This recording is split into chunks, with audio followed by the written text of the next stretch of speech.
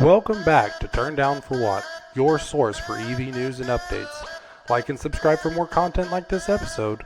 Let's dive on in. Welcome back to Turn Down for What? Another day?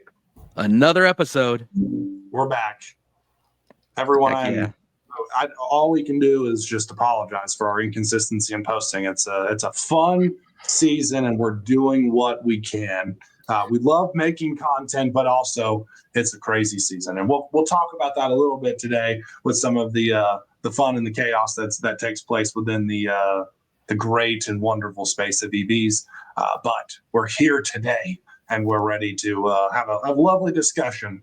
And so we have the privilege of having Will with F the Pump back on the line, one of our good podcast buddies, and wanted to have a fun, meaningful discussion today about some of the fun events that we're all going through. So I'll tee it off to Chris and kind of let him direct where we want to go from here.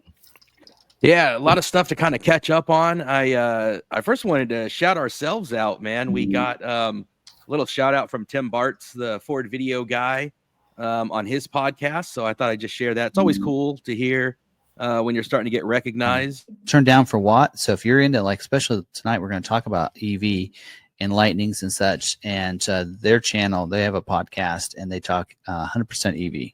So if you're into that, you can check their channel out as well. And I have these all linked in the description if you want to check those out later. No Very hydrogen. good.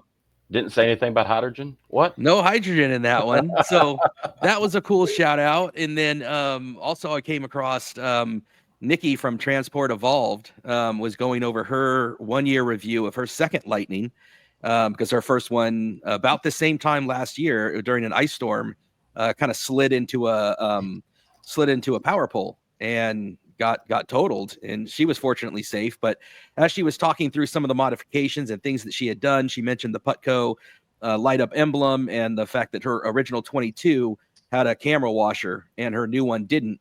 And she was going to kind of look at modifying that, but shouted out Martin Meek, who does our Thursday night live episodes with Jace and I, and shouted out his his cable assembly that he did to allow it to attach to the headlights instead of to the fuse box, which part of my issues that I was having for so long with my 12 volt was because mine was wired up the way Putco told you to, which was to the fuse box, which turned out to cause some issues instead of the headlights. So Martin has this amazing modification he did for me, actually, on the wire harness. I bought the harness, sent it to him. He made the video and modifications, and Nikki shouted that out, and Martin. So that's always cool when you just kind of see within the community that, and Tom Malogny also dropped a comment on YouTube on my video that I did recently, just doing like some stuff with my Lightning and the tonneau cover that I have on from Worksport. So again, when you start seeing people in the community that you respect that are aware of us even existing, it's pretty cool, man. And so that's why it's just great when we can get the community involved, you know, whether it's Brandon Flash or, you know, Will, who's joined us a couple times.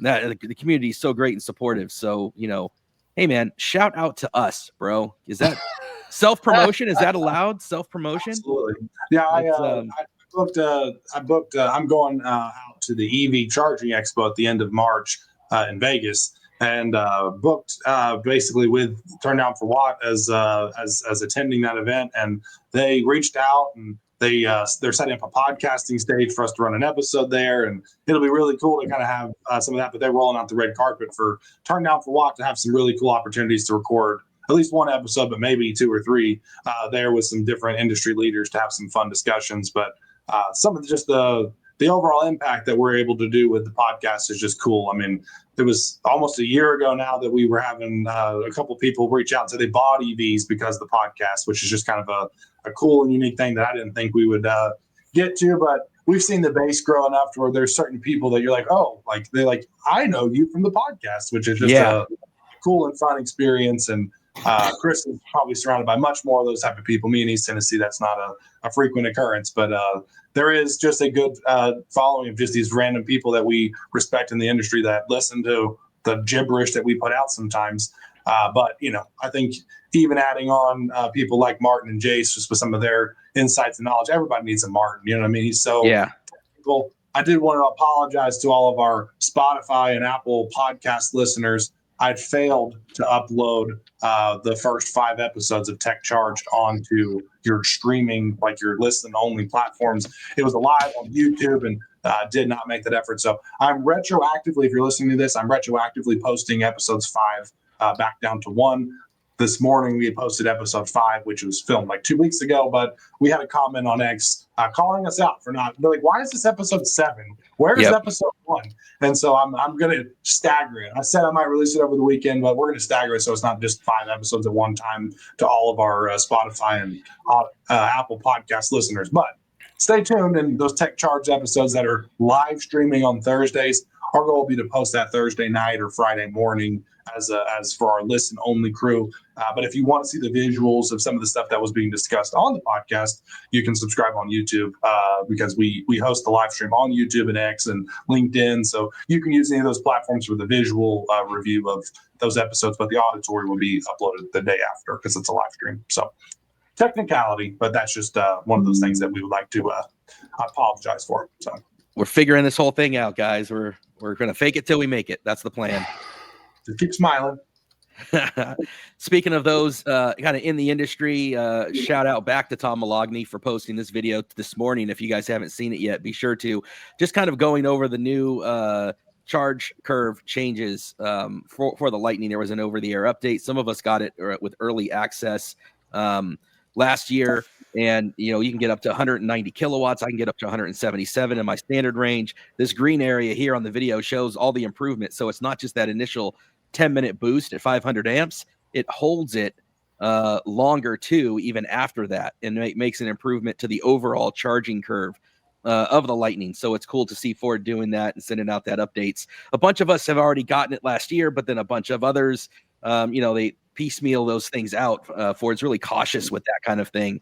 But shout out to Tom because, he does such a great job of making full content videos that go through and kind of demonstrate, the data detail and the charging curve, which is so cool. So,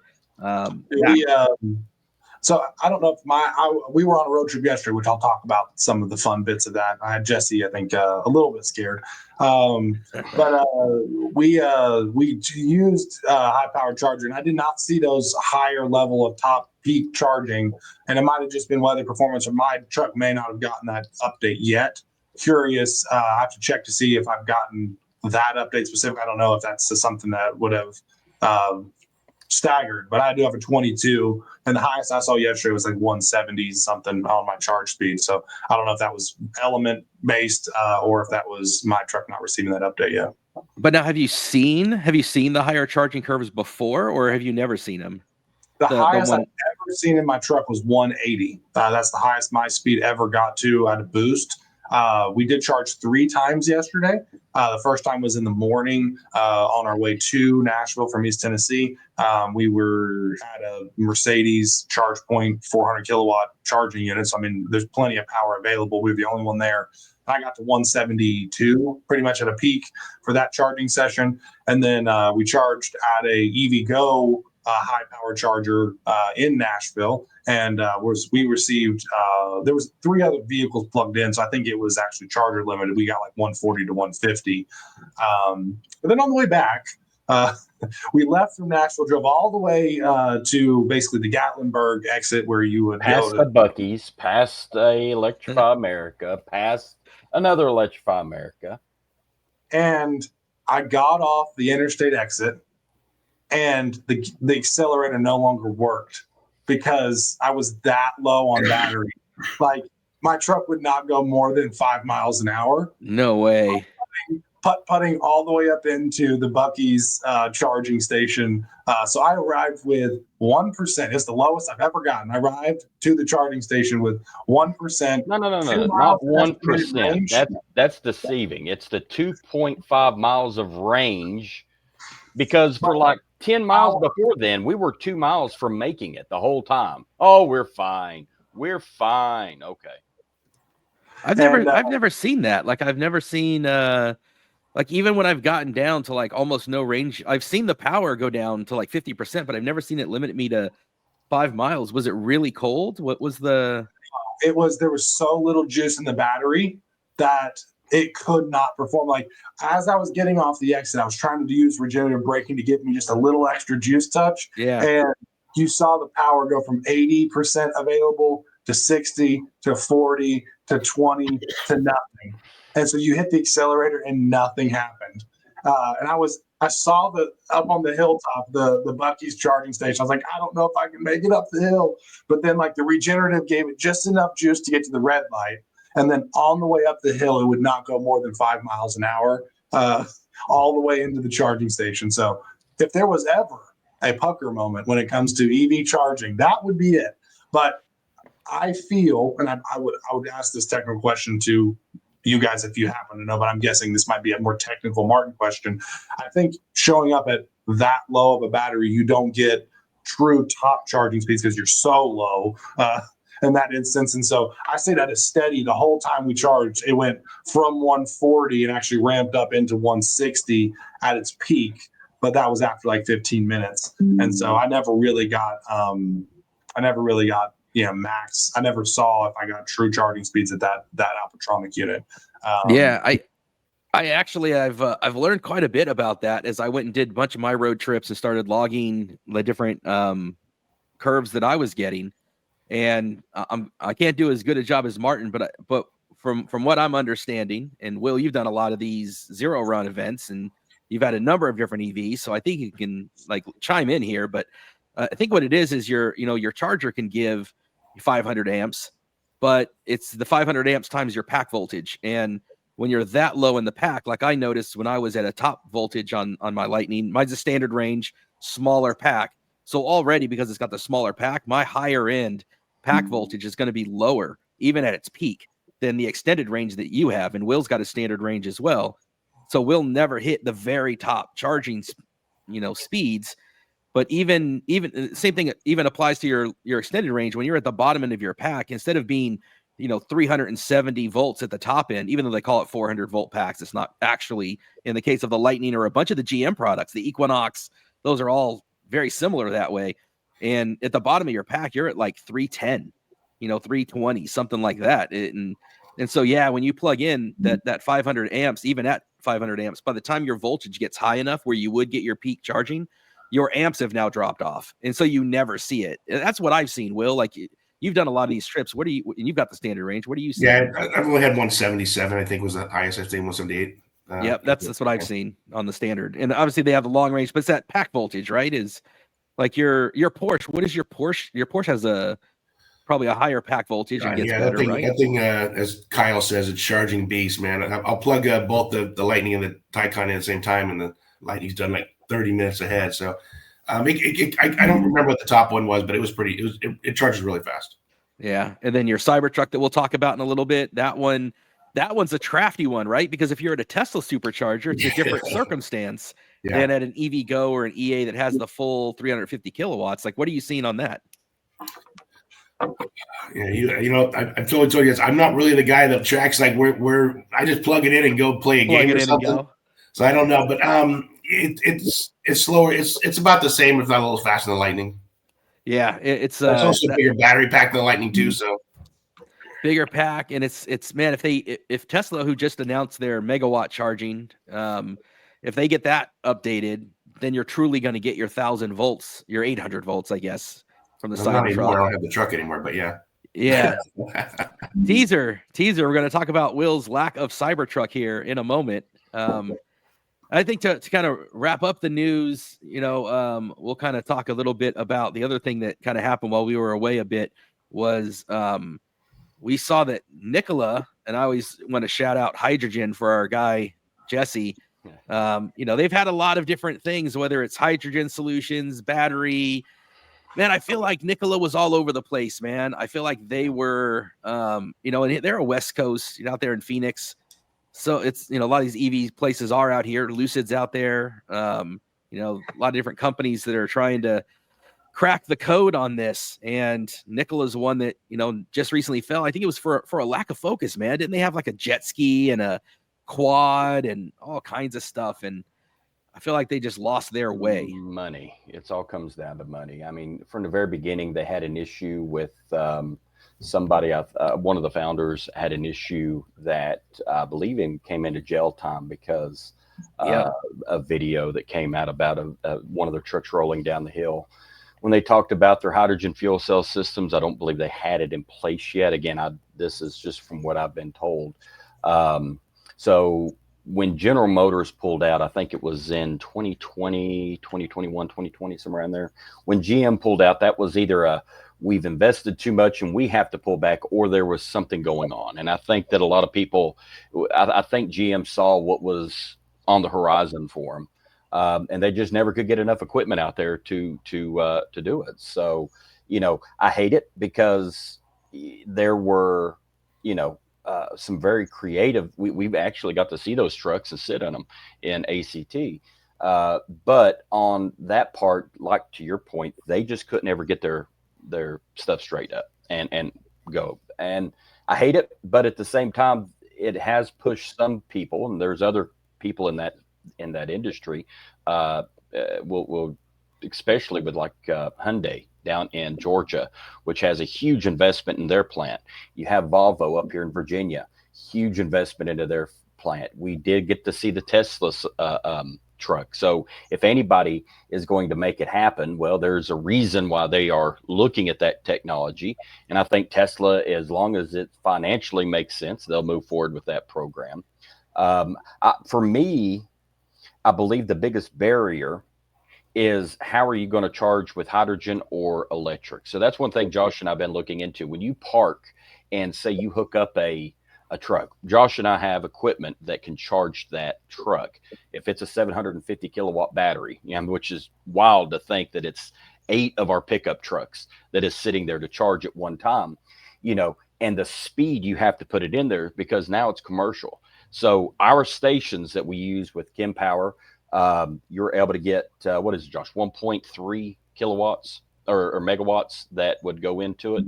1.2, yeah. 1.2. So you can have 1.2 megawatts going into that truck where it would charge in 30 to 40 minutes while it sits there. But how many Walmarts of power is going onto the grid instantly when you're doing that? And I think that's the problem is you need to have large battery backups to support that grid and have those charged at the where it's sipping that power. So you're not hitting with demand charges and things like that, because a demand charge, even for an EV, if you don't have a flat rate price, like say TVA has, and I believe Dominion now has, of like 22 or 23 cents per kilowatt, that is just a demand. That's all. You just pay that much per kilowatt and you're done. If you have demand fees and you're pushing 1.3 megawatts, that could easily be an additional $15,000, $20,000 that month in demand charges that you have, because you hurt the grid in essence for that. So we're looking at, energy first. How can you utilize natural gas? How can you utilize hydrogen to produce power on site instantaneously? So we think that's the barrier. And apparently Nikola just wasn't, they didn't have the money in reserves to basically outlive the infrastructure not being in place yet. The issue, I think, the issue is the fact that, you're dealing with the early stages of this technology. And I do think trucking is the right first use case for hydrogen. I think it's going to be our first use case. And a company like Hyundai, I think, is actually already using this in Georgia, but they're going to be expanding that. And I think that they're just early, and they didn't have enough money to make it long enough. And you're seeing the same thing with advanced air mobility. Some of those companies that were early adopters helped get the technology evolved, but they didn't make it through to the finish line because the technology is just now getting to the point that it's going to be starting to be used by some of the larger companies this year. But you're seeing even them significantly struggle, and they're having to be bolstered up by major OEMs and major investment companies that are willing to back them to hold them up. And so the Hyundais that have a strong portfolio are going to be okay. But these freestanding investments, even in the EV space, we're early enough to where your Fisker and even your Lucid and even more popular than Rivian and some of those, they've had their struggles because it's just so early as these new technologies come on. And, if you look at the companies that are succeeding, it's the ones that have stability in other forms. And so Nikola was all in on hydrogen. They were doing a great job with it, but I think that they was just early in that process overall, and that led to they didn't have enough funding to hold them over until you start to see this technology evolve to the point of mass production and use across the nation. There's not infrastructure. There's not the demand for it yet because of the cost. And so all those things just, I think, compounded against their potential success. But it could be something where the next iteration comes out and scoops that and takes it to the next level to what's actually mass produced. Yeah, and I think in their case, compared to the others, their CEO Trevor Milton is the one that got sentenced, about a year ago to 4 years in prison for investor fraud, and whereas the other ones, in the case of Lucid, who has struggled, they had the Saudi investment fund who owns 60% of them, and they have unlimited wealth for as long as they want to fund it and basically have it as a toy. Some people might say that that's even kind of a way of like whitewashing some of their reputation to have this legitimate technology kind of support, right? That they've got that luxury brand to kind of help them. A lot of the way they did with the LIV Golf, right? They put their money behind for prestige, and Lucid is certainly a prestige brand. But that backing is so vital. And speaking of CEOs, he just Peter Rawlings just stepped down, right? A lot of controversy there. He took $300 million in compensation a couple years ago, and for a company that's losing just a bunch of money compared to like a Jim Farley, but who takes like 19 million. And I think Mary Barra is the highest paid CEO. I'm happy to volunteer. Josh, yeah, if you're looking for your CEO for Lucid, move on and retire. I mean, $300 million. Wow, that's crazy. You can do it. You'll do it for a tenth of that, right? A hundredth of that. I mean, come on now. I mean, that's an insane amount of money for running a company that's not really profitable. So. Yeah, and he look, he's got a great vision. He was one of the guys that was there with the Lotus and the early parts of that, and then got into Tesla and did a lot of about halfway through the Model S production and started getting the chief engineer over there. And so he's got his bona fides for sure. But it is hard, it's hard. Hey, look, at least it's Saudi money, so whatever. Great, good for you, Peter. Take that Saudi money. I'm not gonna, anytime you can take some oil money away, I'm fine. Peter gets it. But in the case there's some irony you're missing there. Well, go for it. Yeah. Some irony you're missing there. Electric car company, oil money. Yeah. Well, I mean, look, full transparency, I've got some Lucid stock, and I fortunately bought it on the very low end, so I'm not out anything. But for those that were buying it at $50 a share and now it's at $2, yeah, sorry, man.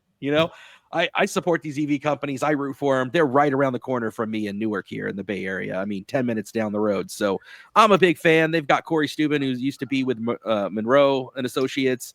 They got some great people there. I have friends that work over there, used to work with Tesla. And when it comes to this stuff, I'm supportive of all these guys, Rivian, Tesla, Lucid, Ford. I want them all to succeed. I believe the bigger picture, we need these guys producing, cars at a volume so that we can compete with the overseas competition. The elephant in the room, the Chinese, who we know are just crushing it. These people that root for different reasons for things to fail. I'm just like, man, we're just doing it. That's the whole cut off your nose to spite your face, right? Like, so I'm rooting for all these guys. And you brought up Rivian. Rivian got a big investment in a big partnership with Volkswagen, so who has their own struggles. So yeah, if you're one of these companies like Nikola or Fisker, who doesn't have that backing, who doesn't have that financial support, Ford, of course, has the support of all their gas vehicles helping them along. If you don't have that, it's a tough row ahead, Kicking over to our guest today, I think let's transition over and talk about kind of the future of EV trucks. I think I've seen a lot of stuff out there with, what's going on politically and policy wise. We've seen it in my 9-to-5 job where, the urgency has kind of left in some of these things because the mandates, for lack of a better word, or let's say the policy decisions, have kind of tampered some of those downs. We don't know if the EV incentive is going to last, but you got a lot of great technology nonetheless out there being released. Ford, just like we said, released an update on their charging today. The Cybertruck, we're hoping is going to come up with a lower cost model coming up pretty soon. I know they've got it registered and eligible for the rebate if they do a single motor, although it hasn't been released. And they've been making improvements. But for those of us who had early editions, I've certainly had my fair share with the Lightning. Will is one of those early adopters of the Foundation series, the earliest of the early. And I was down there with Will when he received it down in Long Beach. It was an awesome day. Loved that moment. Give us an update, Will, because I know you've got some news there and some things have changed, and Tesla sounds like they did the right thing. And it seems like they're constantly evolving their technology. How did that experience go? Where are you at with the Cybertruck? So back on December 8th, 2023, I got the invitation to purchase to order my Cybertruck after 4 years of waiting. And although I was kind of hoping I wasn't going to get it because it was the Foundation series, you had to pay that extra 20 grand. I didn't know if I wanted an early truck or not. I wanted to kind of get maybe a later truck for build quality, but I just had to be part of that moment. And within, I don't know, a minute of getting that email, I ordered it. Picked it up in January 23 of 24, I believe was the date. I had VIN number 938, so it was a very early truck. There were some little things, very minor things, but I still accepted the truck. Realized when driving it, there was a bunch of creaks. There was some wind noise. About a week into ownership, the seat adjuster broke, so they had to put a brand new seat in it. But other than that, it was pretty smooth sailing with the truck, aside for the creaking and the wind noise. And then, the constant recall updates, right? Every new car, you get that little update recall. Then in October, my rear inverter went out on the way to a trip, which is probably the worst time it can go out, right? Took it back in the shop. They fixed it. Took about a week to get that fixed. Then there were some words from other Cybertruck owners that the front inverters were going out. So I made a pitch to some higher ups at Tesla saying, hey, I would like you to proactively swap out my front inverter so that it doesn't break down a trip again. I was successfully able to get that done. And the truck still ran great. And then the first year, the truck had been in the shop probably 30 days, not consecutively, but total, over 30 days.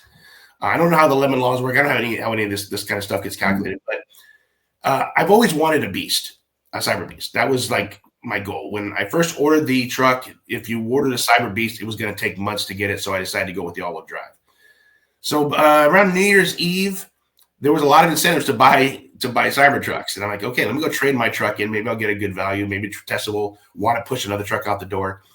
So I go to the store and they said, we're not trading in Cybertrucks yet because you haven't owned it for a year. Now, if everyone who has followed or not followed, there was a clause in your contract that said you couldn't sell the truck for a year without Tesla's approval. So I guess they were going to hold that to you to even trade it in to Tesla, which is kind of shocking. But so then I said, well, okay, down in that clause, if you don't allow me to sell it, you have to offer to buy it. So someone said, oh, you would like a buyback? And I said, I think I do. So again, I wanted to upgrade to a Beast. I'm not really unhappy with the truck. I just want to upgrade. So they sent the service department, and the service department took, I filled out something real quick, and then, okay, we'll contact you in about 3 or 4 months. I think, okay, no problem. Well, maybe I'll get the truck bought back. I don't know what's going to happen. 2 weeks later, I get an email saying your truck is approved for buyback. And I'm like, well, that's smooth. So I kind of had a conversation. So what does that mean? So, well, we're going to send you an offer, but we need you to send us all the financials that you have put into this truck. So every dollar you spend on the truck, we would like to know that. So, and they said, okay, well, what's the time frame now to hear the next step? And they said it's going to be anywhere from 3 to 5, 6 weeks, something like that. So I waited.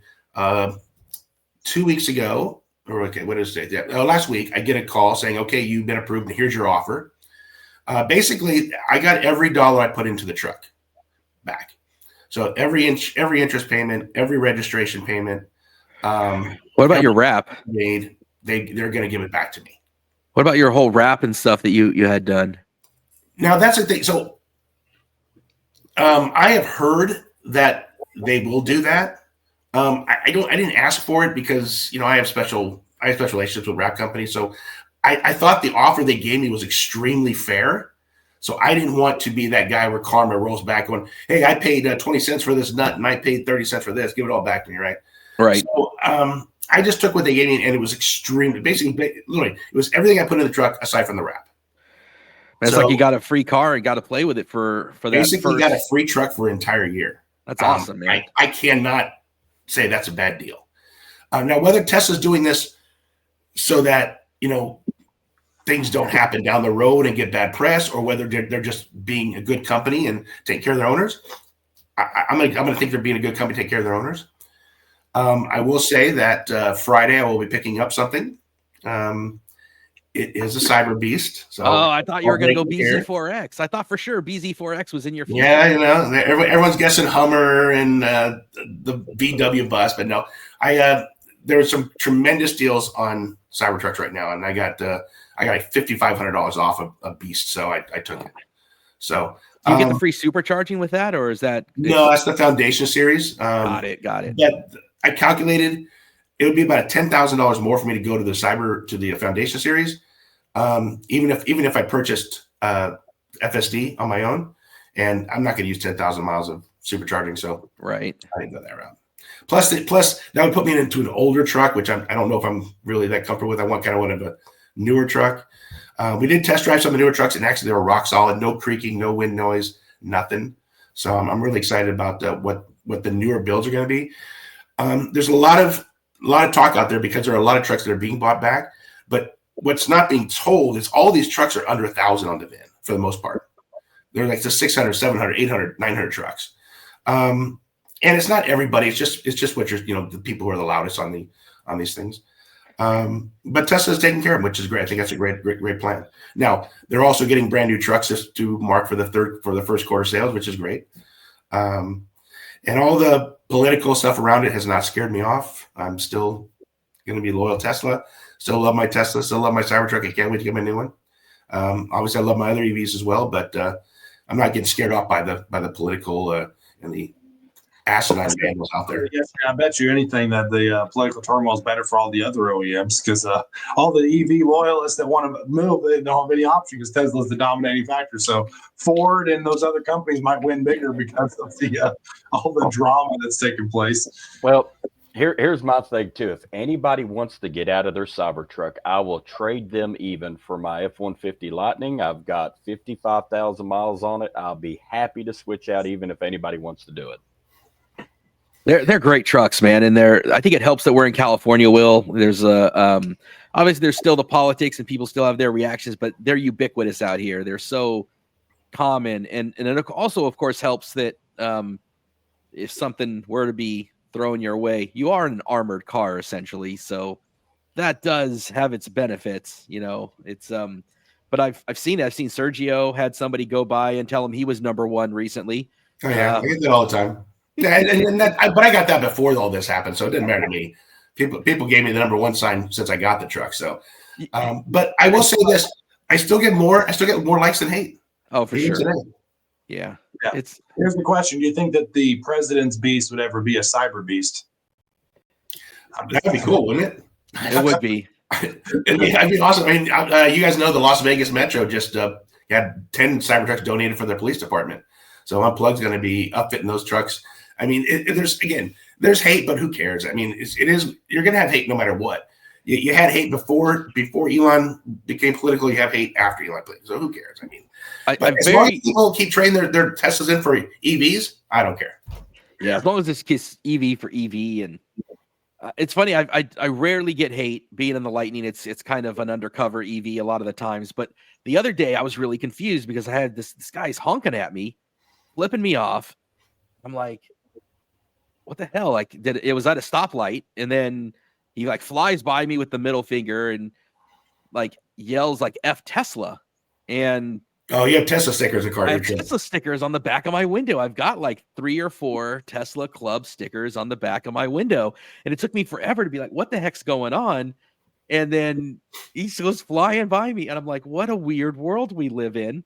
That I've never once gone into a vegan group and been like, F your vegetables, steak rules. I can't believe you, eat your salad. Like, who does that? I've never taken any part of my lifestyle and gone into some other groups. I've never gone into the kitten loving groups of Facebook and been like, I'm a dog guy, down with your kittens and their attitude. It does weird things to people. I can tell you that much. And Tesla purchases in Tennessee have skyrocketed for some reason. I don't understand that. No.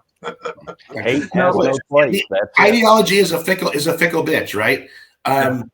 You're burning up supercharging stations to protest Elon, but are you not for climate change anymore? Right. Is climate change now done? Are we switching ideologies to something else now? Now we drive gas cars and we burn electrical stations? It's so weird. You know, we're all part of the Facebook Lightning Owners group that I moderate, and the number of things that I have had to freeze comments on or take down, and we try to avoid the politics on there whatsoever, but things as simple as somebody recently posted, love the superchargers, and just positive comments about and I use the superchargers as much as I can just because there's so many of them. They're so reliable, they're a great charging system. And there's a number of people that are like, swastika charging and all this other weird stuff. I'm like, why would you, even if you're upset at the man, like the technology is amazing. The engineers that built it are amazing. These are American jobs, American engineering, American infrastructure, American energy. Like, what are you doing? How? And it's just, we've gotten to the place in the discourse where we can't hold two independent thoughts in our head at the same time, that someone can be absolutely amazing in this aspect of their life and maybe questionable in some others for certain people. And at the end of the day, like, it doesn't really affect my life. What I want is the American jobs, the manufacturing, the infrastructure, get away from foreign oil. I've talked about this before, that people think to themselves like, oh yeah, drill baby drill. We produce more than we use now. We're a net exporter. I'm like, yeah, but you don't understand that petroleum goes into so many products. And in terms of what goes into our cars, a bunch of that petroleum that goes into our cars is from overseas, because we drill for heavy crude, and it's the light sweet crude that comes from overseas, or it's the other way around. I can't remember which of the two. One is a light crude, one is a heavy crude. We do the one that our refineries can't make, because we don't make new refineries, and the majority, or at least half of our refineries, are still making the old, refining the old oil, the stuff that comes from overseas. So we still import a ton of that stuff. And I'm big on the domestic energy. I'm big on the freedom and liberty, in my case, of solar, where I'm not dependent on my local utility. I know you've got Southern California Edison. It's a lot like PG&E up here, that just constantly raises rates, and they're a monopoly. And I don't see the pride in like, hey, I'm going to go give my oil money back to the worst people in the world, and I'm going to make my charging experience worse out of what? I just don't get it. I don't get it. Yeah, and I just saw an article the other day, or a newscast the other day, that says your Dodge pickup truck is going to go up because of tariffs. I'm like, you don't hear that about Tesla. Nope. You don't hear about Tesla worry about the pricing going up because of tariffs. So it is the most American-made truck with what they say. Why are we hating on it? Why are you hating on the jobs? But it's more so, again, it's just more the hate against EVs now. So it's like that, again, that climate change ideology has been replaced with political ideology, and also we don't care about climate change anymore. So it's a thing we don't care. It's crazy. It's the reason that Jesse and I had the concept to start Turn Down for What, was this concept that EVs have become so political. Like you said, it's this climate change agenda and whatever. And we've talked about it before. Like, yes, you don't want to mandate somebody use a certain vehicle. And, there was a whole conversation I think we had a few weeks ago with, like, was there ever really a mandate? But at the same time, like, looking at the idea of, like, should there be forced down your throat any concept? No. But in America, like, EV should never have been a political thing. If it makes sense for you, you should be allowed to get one. And yeah, I mean, sure, there might be the climate change and the climate agenda that might support that. But at the same time, like, for me, I bought an EV because it made sense. It financially saved me money. It's a fun, cool truck. And Jesse and I were driving yesterday, and we said the same thing. I would never go back to a gas-powered vehicle. And I'm not against I'm not against a gas-powered vehicle. Jesse talked about, he loves race cars, and he loves, driving fast, gas, loud cars. And that's great. Like, that's your prerogative. But we're not at the place where everybody can drive an EV. But EVs are not, it should not be a political thing. It makes sense for me, and I drive one. And, if it makes sense for you, drive one. It's fun. And there's so many people that I've had conversation with. They're like, oh, look at you driving an EV. I'm like, but what's the problem with it? Like, it's fun. It's fast. It's affordable. It's, it's all the things that like I wanted in a truck, and I've had a great experience with mine, and my next vehicle purchase will be another EV truck, whatever that is, because it just is what fits me and what I like to do with it. So. Yeah, I've always said I didn't buy an EV to save be green. I bought it to save green. That was my full intent, purpose behind it. And being green, okay, that's a great side effect of it. I think it's great, but again, I still think that the ideology just is so stupid. And it's not. And the fun problem is the ideology is in this very minuscule amount of people, but they're the loudest speaker to get the microphone. That's the problem. Well, the other thing I want to make a point for here is, Josh and I are also trying to navigate what is this administration's views and what is in the country's best interest that both sides can look at and say, hey, we both agree that this is good. You might not agree that an EV, if you're from certain areas, is a good thing, and you might not agree that a diesel is good if you're in another area, but we all can agree that an EV uses a third of, or a gas vehicle uses a third of the energy that's put into it. And an EV uses about 3 times more of that energy. So if you use an electric vehicle, say you use it wherever, you're going to have about 3 times the range for that same amount of energy that was put into it, whether it's a gasoline, whether it's electrical power. So in my mind, what I'm looking at is a strategic play that if you're in China and you're pushing EVs heavily and all of your transportation from your citizens, and they're using 2/3 less energy to get to point A to point B, they have more energy for AI, they have more energy to create things, they have more energy for industrial uses, and no country can be 2/3 less efficient of everybody else, because that's the whole key, is efficiency. What if workers were 2/3 less efficient? Are you going to have a good society? What if you're 2/3 less efficient at, bringing in fish, or 2/3 less efficient from other countries to create something? In this case, as EVs are on the road, you're 2/3 better in words of using that energy. And that's one of the directions we're trying to look at, is how can you make people understand that both sides, you can't waste that much energy and heat.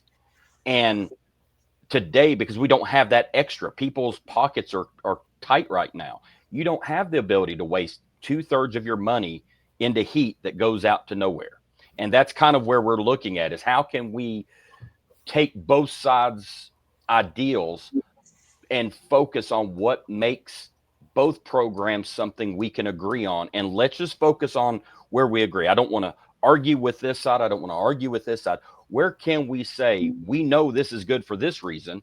Let's try to make that work, because it works great for some people. If you're charging at home, great. If you're pulling a trailer 450 miles a day back and forth, you're not going to want an EV. It just, to stop and charge, if you're a contractor, it does not make sense. But if 200 miles is your range every day and you don't go past that, it's worth looking at, because you got 2/3 less money going into diesel that you would have to spend otherwise, and it might make sense for you. I'm not trying to promote anything. I'm trying to promote what's best for our country. I'm not saying that everybody has 2 cars, but I would rather, as I guess, that a lot of people have at least 2 cars in this country. And yeah, you have the vehicle for your tow vehicle, whatever, but what's your daily driver? And why can't that switch over and see what the advantage to that is? Like you said, it's cheaper and it's less taxing on energy than a purely having 2 gas cars. So I'll tell you from a cost perspective too, the prices are getting closer. And as better manufacturing comes to the US, as we get more LFP, I think that gap is going to narrow. I'm keeping my fingers crossed. Trump's done a lot of quick action, aggressive action, and gotten his agenda out there quick, and he still hasn't gotten rid of that tax break yet. So I'm hoping someone gets in his ear and keeps that for the American manufacturing. I'm hoping these tariffs get handled quickly. Elon. Yeah, right. Like, come on, Elon, get a whisper. But Elon thinks it maybe even helps him, or he doesn't need it because he's got the margins, And but I look at some of the pricing. I was, my wife has an R2 on order, and hopefully they have. RJ has reiterated a couple times that $45,000 target for the the entry model, which is kind of where our family is. So I look at that and compare it to like a RAV4 plug-in hybrid, right? If you look at a RAV4 and you look at the specs on those, 45 to 55 is where that RAV4 ends up. And that's a huge seller. It recently, arguably, depending on whose data, I don't know how this stuff works, may have just overtaken the F-150 as the number one selling vehicle in America. So if it's not number one, it's number two. And there's a huge market of RAV4s, and that R2 is right there in that price point. The Model Y, right there in that price point. You can get a lot. And you're talking about, California, our energy is ridiculously priced. But if you've got solar in California and Arizona and these kind of places, that's awesome. That pays for itself, certainly in, 7 to 10 years. In other places of the country, the energy cost is so little. These things start to become a no-brainer. They're a better driving experience. And there are, of course, the people in the trades, and there are, of course, people that do long commutes and towing, and it's not a fit for. But look, we're under 10% adoption. I'm not looking for 100%. Get us to 25 first. Get us to 30. There's plenty of space there. Plenty of homeowners that can charge at home, have the right use case. I just don't want to fall any further behind the competition and turn around and find ourselves still using flip phones when everybody else is using the iPhone. And that's where I feel like we're going to get to if we're not careful. I mean, if you look at the industry, the automotive industry electric vehicle industry is only 16 years old. So that much adoption in 16 years is pretty damn good to me. So it's, I've historically, my F-150 is back with Ford this week for a couple little minor things. I have a loaner work truck. I have an F-150 XL gas. It doesn't have the super cab. It's a work spec, right? Bench seat, 8-foot bed, starting price right around $40,000, right? And so when you look at those, those $50,000 Lightnings that are out there with the super cab and Pro Power and all that comes with the better independent rear suspension. I mean, this thing with the 8-foot bed and no weight, no low center of gravity, that thing, it runs so rough. Having spent as much time as I have in the Lightning, that thing bounces around and it does all this. You got the huge bed back there. But normally people would throw a rack on there and their tools and their ladders, and that weighs it down. But look, that again, entry level spec, $40,000. So these trucks are getting closer. And I think the conversation of just opening it up and like we've been discussing, the energy is something that, like Jesse was saying, I mean, if 90% efficiency occurs in an EV and 30% efficiency occurs in a gas-powered vehicle, like it makes sense. But also, like you're saying, Chris, I mean, the fact that we can focus as a country on energy generation, I mean, that's one of the new administration's priorities is unlocking or unleashing American energy. And, it makes sense. Like we need to be energy independent. And, their perspective on that might be heavily tied to drilling more and, getting more oil, which might play a factor into the short term. But focusing on nuclear energy and some of these clean energy sources that produce lots of reliable power, our infrastructure, EVs, is a very minor piece in the larger picture of our energy demands as a country. We spent some time yesterday kind of discussing some of the AI technologies and some of the data world as a whole consumes so much more energy than you'd ever imagine. And EVs are such a small picture, but I think we've discussed this before, like back in the 70s and when you really saw the ramp up of an air conditioning in homes, the demand on the energy grid skyrocketed and we had to pivot to generate more energy as those technologies were coming online.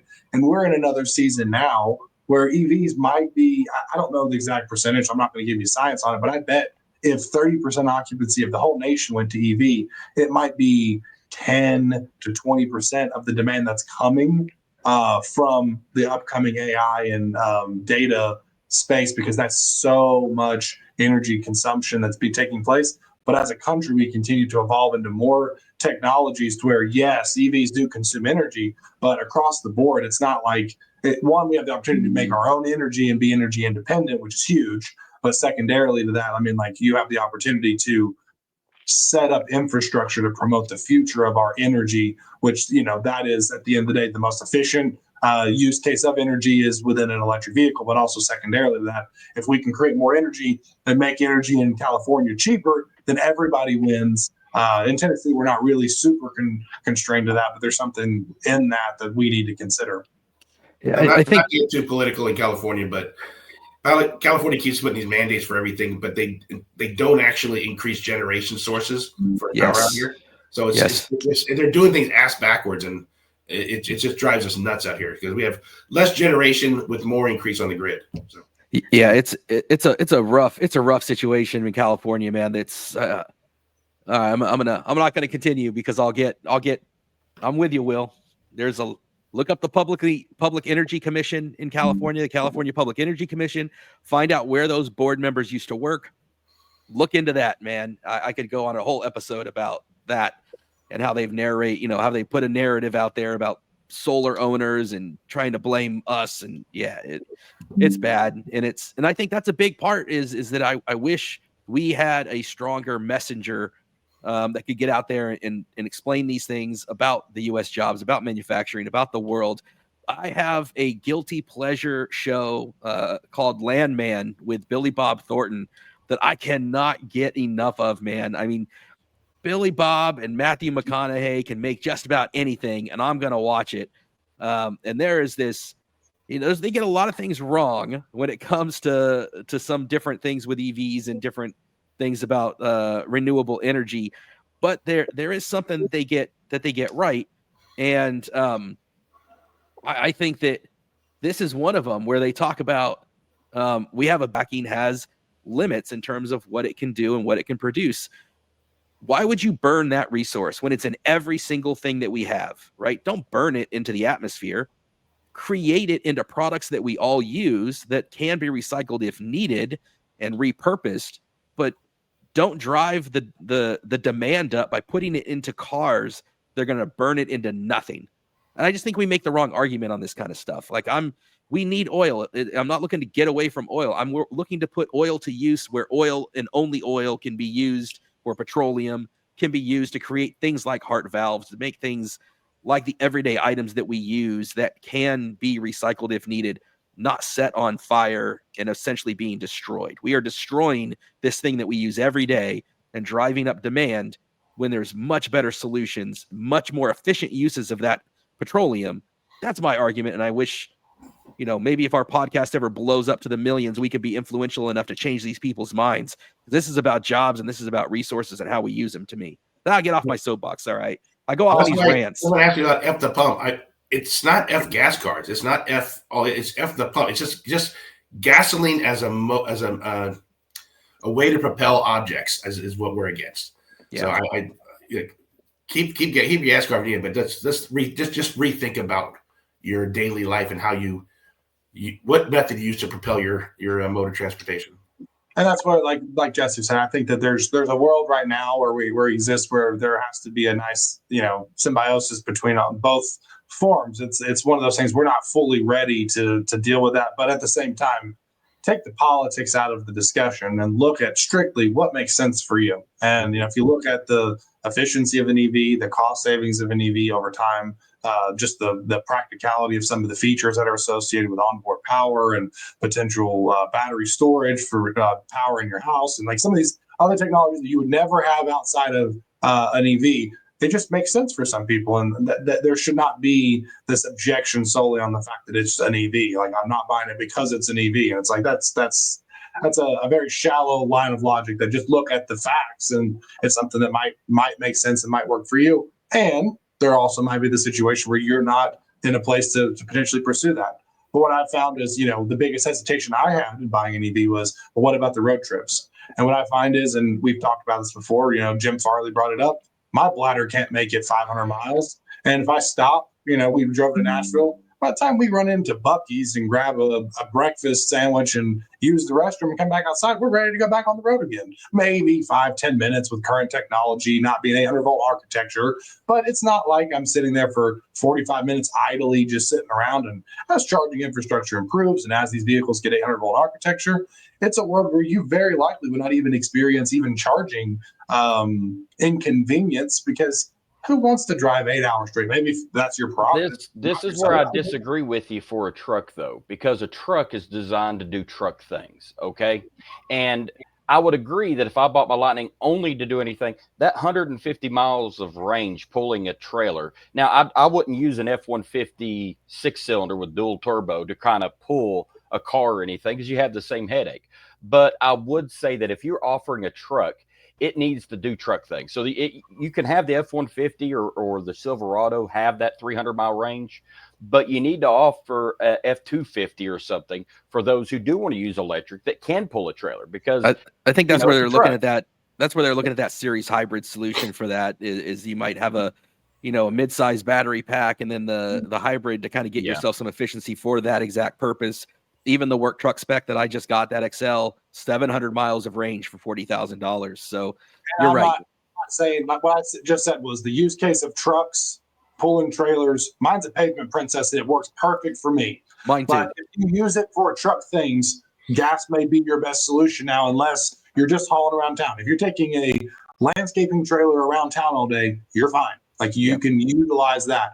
But if you're taking a landscaping trailer across country, yes, that does not make sense. And if you want to use it for truck things, pull it to the job site in its power. You don't even need a generator. Roll up to your job site and use your truck for your power. Like it makes sense for certain use cases. But if your use case is hauling across town and doing truck things distance, then that may not make sense for today. But that's in my opinion, a far more limited market than you would think. I think the truck market is used heavily within the truck space, but there's also this whole entire demographic of truck owners that buy it. I have it for the size of the vehicle and for the convenience of being able to haul around some basic things. But I would say probably more, I might be wrong on this, but I would say more trucks are used more delicately than what you'd think of a truck. I'm using it for truck construction work and yes, fleet vehicles and certain things. But the city of Johnson City that we live at, they have Lightnings and they use it for their fleet vehicles to haul around town and check utilities. Well, you could use that as an EV. There's no need to have that truck that you're not hauling it anywhere. And a lot of other people and owners and tends to be men in general own trucks, even if they don't, haul, truckfuls of concrete and stuff to your across town. Like it's something. I think it's a limited market to say, well, if you're going to use it as a truck, yes. But then for that situation, just keep your diesel for now until you get either the better technology or the hybrid option or whatever that might make more sense for you. No, you're spot on this. And like all the numbers show that 70+% of truck owners never tow, never haul. Again, we're talking about an adoption rate somewhere in the, low tens at best. Out here in California, we do better at like 20%, but across the nation, there's plenty of room for EVs to fit into people's lives. And when you talk about like local landscaping, that's perfect. Now, if you're living in California where like Will and I are, and people are coming in from Riverside or people are coming in from the Central Valley, and they're in the trades, and then they've got to drive all the way in for an hour and a half, do their work, go to multiple sites and drive all the way back, or they're towing heavy equipment to job sites. That doesn't make sense. But there's plenty of local hauling that totally does. I recently made a video where I had a big old air conditioner, a big old 1,700-pound air conditioner in the back of my truck. And that whole thing fit back there, no problem. And I wasn't going far with it. I was just taking it, from one space to another, locally within town. And then a big shout out, as we come up on the hour here to wrap up, to Will and Will's son, man. Will's son is down there doing the firefighting down in LA. And Will was a part of exactly what you're talking about, where he had power available to these areas that needed it for first responders, for powering satellites and communication and different areas that they needed power for in these fires. Like, Will, before we wrap up, man, all respect to your son for being out there and putting together that fight. Those fires were crazy. But tell us about that, man, and how you guys used that power, that portable power for that. Yeah, so there was no power cell service in the basic burn areas for multiple days. I mean, almost probably more than a week. My son's station, he's a wildland firefighter, so he's the guy that rushes up the mountain 5 miles and puts out takes a brush and clears and all that stuff. So their station actually was right in the middle between Palisades and Malibu, and their station caught fire about 5 a.m. after the water ran out at 3 a.m. So they had no way to put the fire out. And all the outstations in their camp got burned. And fortunately, there was a couple of fire trucks that saw the station burning and had water in them and drove up the mountain to save the bunkhouse and the mess hall. So the firefighters were safe, but all their stuff was burned. But they had no service. So Elon had deployed a bunch of Cybertrucks out there and Starlinks to kind of make a grid so that people can get free Wi-Fi and do some communication. And it put out kind of a, I don't know what Elon always does, right? He puts a call out, right? Yeah. So 6 of us got together with Starlinks, and we just drove as close as we could to get into the burn areas to try to create more service. We connected with the reporter, and she actually got us inside the lines. So we had food, we had drinks, power bars, protein, everything you can for the donations. We had 6 Cybertrucks with Starlinks, and we're like told the fire department, police department, where do you need us? So we kind of went and deployed a little bit. I think that was the day that Karen Bass and Newsom said, we're not going to have Elon help us anymore. So we were actually on our way to a site to deploy everything and got turned around. And in the middle of it, we think it's because of what happened. But before we left, one of the PIOs, public information officers for the fire department, actually stopped and said, "Hey, what are you guys doing here?" And he goes, "You guys have Starlinks?" And we said, "Yeah." So he goes, "Can I have one?" So he actually was able to use that Starlink that night to do a report from inside the lines where there was no service. So it was pretty cool. But yeah, it was just good to kind of get in there and help everybody. And even if we didn't help anybody, at least we tried. We donated a whole bunch of food to the National Guard. Again, we donated at least one Starlink to the fire department. But then I went and bought my son a Starlink, and he's used it now almost the entire time because, again, they still have bad service and power up where they are because they're up on top of the hill inside Malibu. So those guys have done a tremendous job, and I'm very, very proud. Yeah, same thing us in the Helene. I mean, we had the Western North Carolina, Eastern Tennessee, absolute devastation, and there were stories. I mean, I used my truck to haul some goods into Western North Carolina. I didn't have the need to contribute power, but I mean, these areas lost power for weeks. Like all the infrastructure was gone. Like it was just completely destroyed. But there was a situation where they were utilizing those technologies to bring in the internet through Starlink and some of the EVs having power to be able to bring on-site power to some of those emergency critical situations. And so that's something where those type of use cases, you have the ability to take your truck and bring in Wi-Fi just sitting there if you wanted to. That's something that with gas power and some of the modern day pro power, you could if you're running your engine the whole time. But you just have big battery banks that you could run the whole station for a day if you wanted to. So it's there's some unique things that are just awesome opportunities with some of these newer technologies. Yeah, and we said that even that turned political. Which is too bad, because this is what I'm talking about, right? This is liberty, this is independence, this is freedom.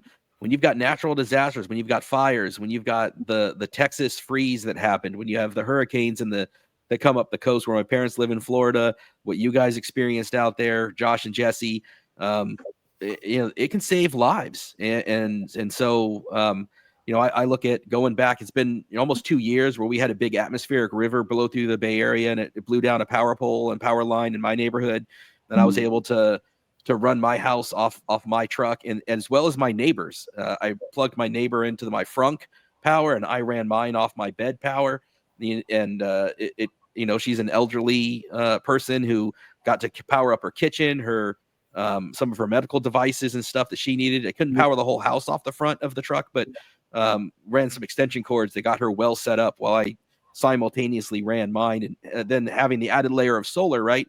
I can plug my truck in during the day. The solar is powering my house and simultaneously slowly charging my truck. Now I can't do it at a high rate of charge because my solar panels are only so much, but it still does it nonetheless. And that is just free from the sun. And so in these circumstances, man, I just don't get the politics of it. This is freedom, independence, liberty. This is using energy efficiently. This is a life-saving technology, and I don't think we should shy away from it. So I think that'll be my closing thought, guys. And I just think that the more we can spread this kind of thing, the better. And I appreciate you, Will, sharing, your son's story and everything you've been through, and Tesla and the Cybertruck and all the capabilities, man. It's always a pleasure. Now we need a Cyber Beast review next week. So yes, sir. little compare and contrast when you have that. Or already setting up the drag races between the 850 horsepower Rivians. So we might have some more stuff for you too. That's awesome. Terrific. Well, any other final thoughts before we wrap this one up? All right. Quit selling your EV for a gas car. Yeah, don't do that.